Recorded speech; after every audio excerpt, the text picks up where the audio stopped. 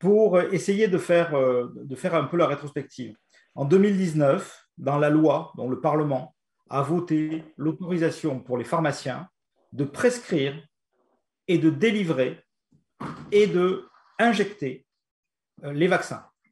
Et pour l'ensemble de ces actes, eh bien, il fallait des dispositifs réglementaires pour les préciser, notamment la liste des vaccins, quel était le public éligible, les adultes, les adolescents, les enfants. Ensuite, parmi les vaccins qui seraient choisis, quels étaient ceux que les pharmaciens pourraient prescrire si ceux-ci sont à pression médicale obligatoire ou non d'ailleurs, pour ouvrir la prise en charge.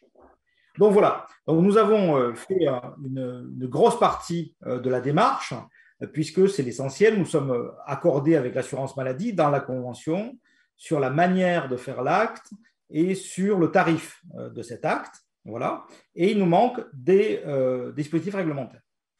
Ce qui est paru dimanche, c'est la liste des vaccins que le pharmacien peut administrer, donc injecter, que l'infirmier aussi et la sage-femme peuvent injecter, mais aussi le public, donc les adultes et les adolescents à partir de 16 ans.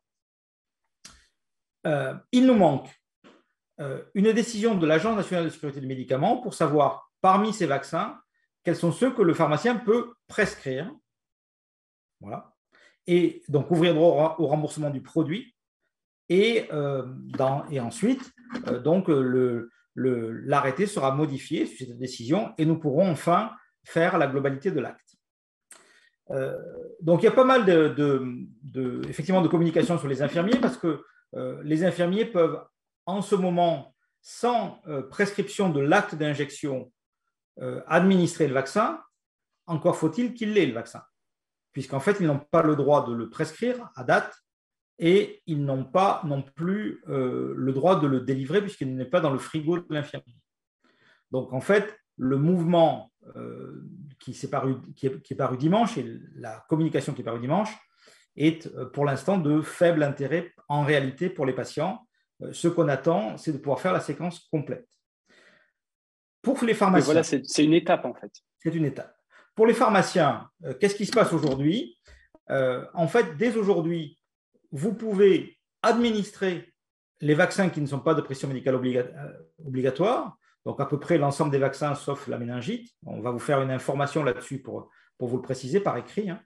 Donc vous pouvez les injecter, mais premièrement, il faut que le vaccin soit prescrit s'il veut être remboursé, sinon il faut que les gens le payent.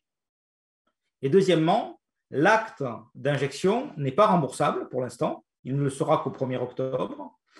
Et donc, vous pouvez, si vous voulez le faire, mais vous devez faire payer les gens, les patients, avec un tarif qui est libre pour l'instant et que vous devez l'afficher sur la porte si vous voulez vraiment vous lancer là-dedans. Mais c'est un tarif libre.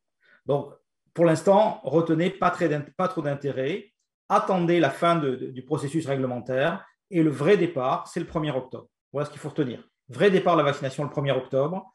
Et il n'y a pas de différence avec d'autres professions puisque, en fait, on ne parle que de l'administration. Et l'administration, quand on n'a pas le vaccin, franchement, ça ne sert à rien. Donc, il faut avoir la séquence complète, la prescription du produit, la délivrance du produit, l'administration du produit. Voilà, Valérien.